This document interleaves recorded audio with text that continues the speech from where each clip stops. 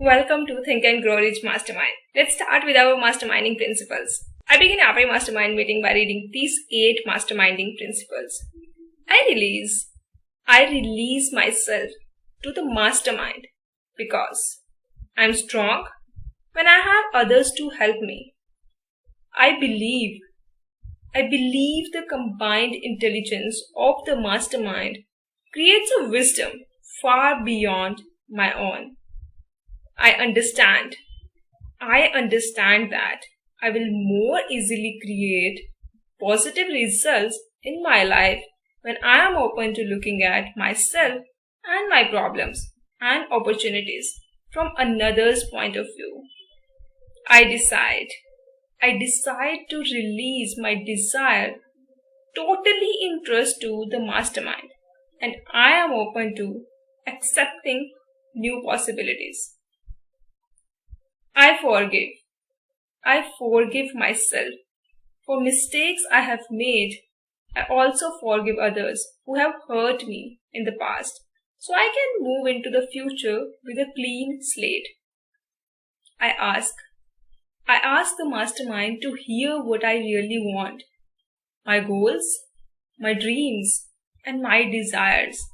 And I hear my mastermind partners supporting me in my fulfillment.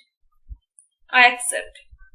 I know, relax, and accept, believing that the working power of the mastermind will respond to my every need. I'm grateful knowing this is so. Dedication and covenant. I now have a covenant in which it is agreed that the mastermind shall supply me with an abundance of all things necessary to live a successful and happy life. I dedicate myself to be of maximum service to God and my fellow human beings, to live in a manner that will set the highest example for others to follow and to remain an open channel of God's will. I go forth with the spirit of enthusiasm, excitement, and expectancy. Let's start our book reading now. The business depression marked the death of one age and the birth of another.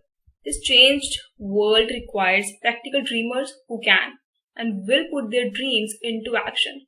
The practical dreamers have always been and always will be the pattern makers of civilization.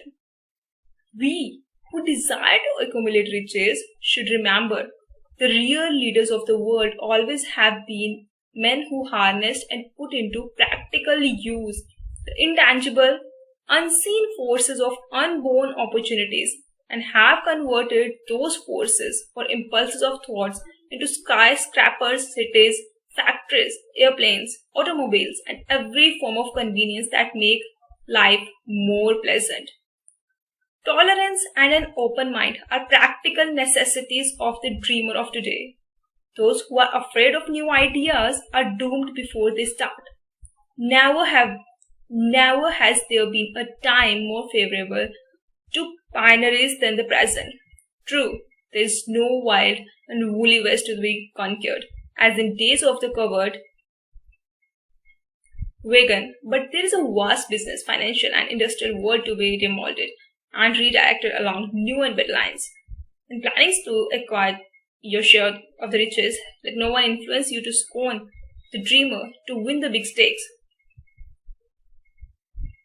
In the changed world, you must catch the spirit of the great pioneers of the past, whose dreams have given to civilization all that it has of value.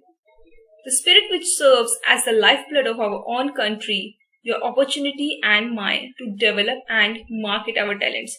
Let us not forget, Columbus dreamed of an unknown world, staked his life on the existence of such a world and discovered it.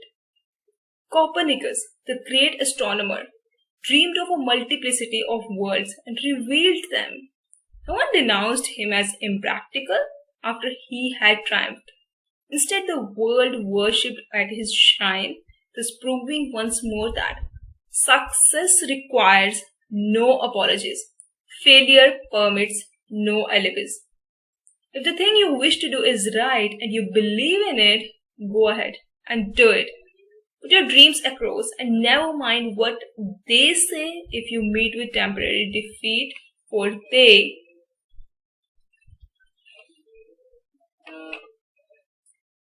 perhaps do not know that every failure brings with it the seed of an equivalent success.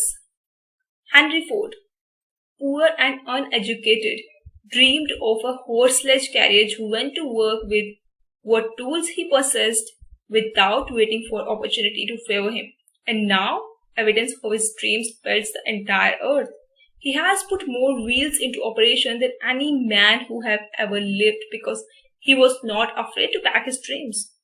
Thomas Edison dreamed of a lamp that could be operated by electricity began where he stood to put his dreams into action. And despite more than 10,000 failures, he stood by that dream until he made it a physical reality. Practical dreamers do not quit.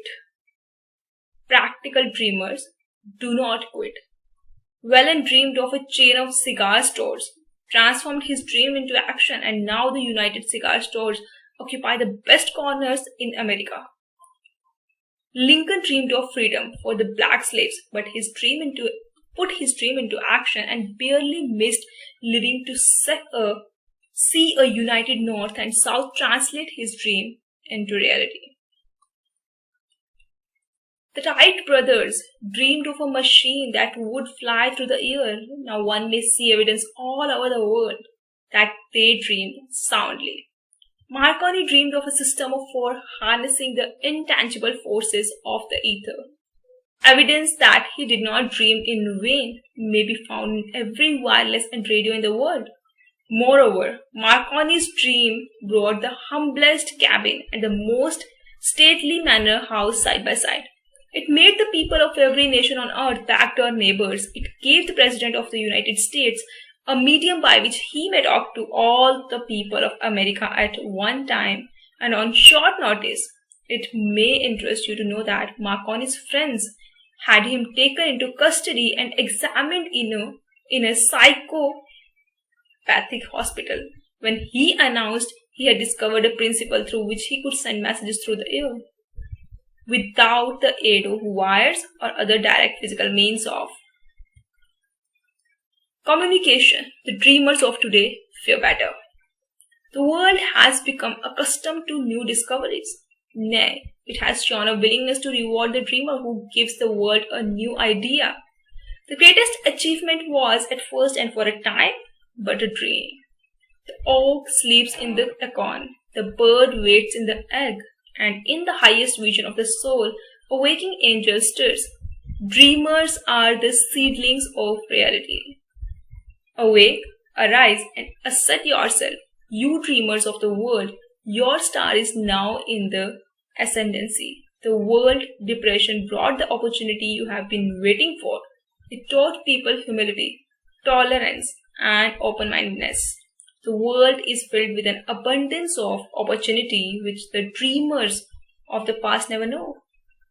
A burning desire to be and to do is the starting point from which the dreamer must take off. Dreamers are not born of indifference, laziness, or lack of ambition. The world no longer scoffs at the dreamer, nor calls him impractical. If you think it does, take a trip to tennis and witness what a dreamer president has done in the way of harnessing and using the great water power of America. And a score of years ago, such a dream would have seemed like madness. You have been disappointed, you have undergone defeat during the Depression, you have felt the great heart with it, you crushed until it bled. Take courage, for these experiences have tempered the spiritual metal of which you are made. They are assets of incomparable value. Remember too that all who succeed in life get off to a bad start and pass through many heartbreaking struggles before they arrive. The turning point in the lives of those who succeed usually comes at the moment of some crisis through which they are introduced to their other selves. John Bunyan wrote The Pilgrim's Progress, which is among the finest of all English literature, after he had been confined in prison and sorely punished because of his views on the subject of religion. O. Henry discovered the genius which slept within his brain after he had met with great misfortune and was confined in a prison cell in Columbus, Ohio. Being forced through misfortune to become acquainted with his other self and to use his imagination, he discovered himself to be a great author instead of a miserable criminal and outcast. Strange and varied are the ways of life, and strange still are the way of infinite intelligence, through which men are sometimes forced to undergo all sorts of punishment before discovering their own brains and their own capacity to create useful ideas through imagination. Edison, the world's greatest inventor and scientist, was a tramp telegraph operator. He failed innumerable times before he was driven, finally to the discovery of the genius which slept within his brain. Charles Dickens began by pasting labels on blacking pots. The tragedy of his first love penetrated the depths of his soul and converted him into one of the world's truly great authors. The tragedy produced first David Copperfield, then a succession of other works that made this a richer and a better world of all who reads his books. Disappointment over love affairs generally has the effect of driving men to drink and women to ruin, and this because most people never learn the art of transmuting their strongest emotion into dreams of a constructive manner. Helen Keller became deaf, dumb, and blind shortly after birth. Despite her greatest misfortune, she has written her name indelibly in the pages of the history of the great. Her entire life has served as evidence that no one ever is defeated until defeat has been accepted as a reality. Robert Burns was an illiterate country lad. He was cursed by poverty and grew up to be a drunkard in the bargain. The world was made better for his having lived because he clothed beautiful thoughts in poetry, and they were plucked a thorn and planted a rose in its place. Booker T. Washington was born in slavery, handicapped by race and color because he was taller and had an open mind at all times on all subjects and was a dreamer. He left his impress for good on an entire race.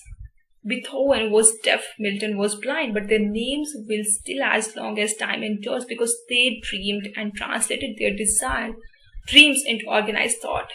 Before passing to the next chapter, kindle anew in your mind the fire of hope, faith, courage, and tolerance. If you have these states of mind and a working knowledge of the principle described, all else that you need will come to you.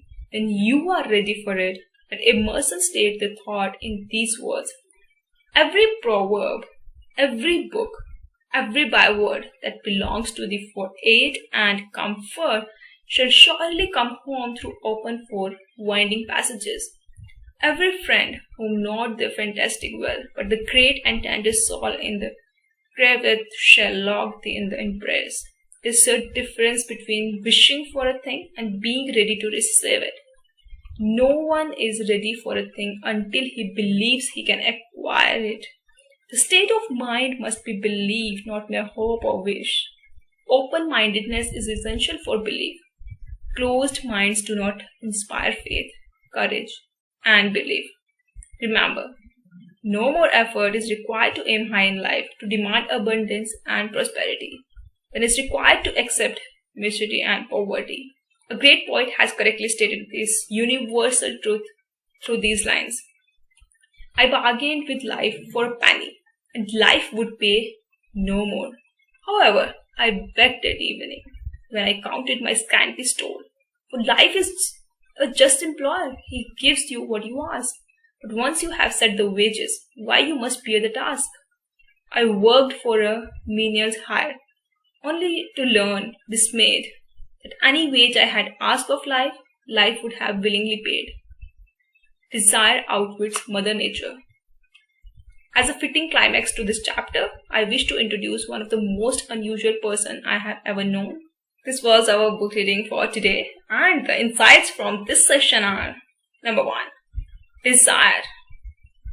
You must desire, and if you dream, there's nothing bad into it. Everything starts from a dream. Every great inventor was a dreamer. So you must dream for big things. Number 2 is don't wish. Have a proper burning desire and open-mindedness. If you wish, I want this, you are actually not ready to receive it. Have a burning desire and be ready to receive it. Thank you so much for this session, and I'll see you in the next one.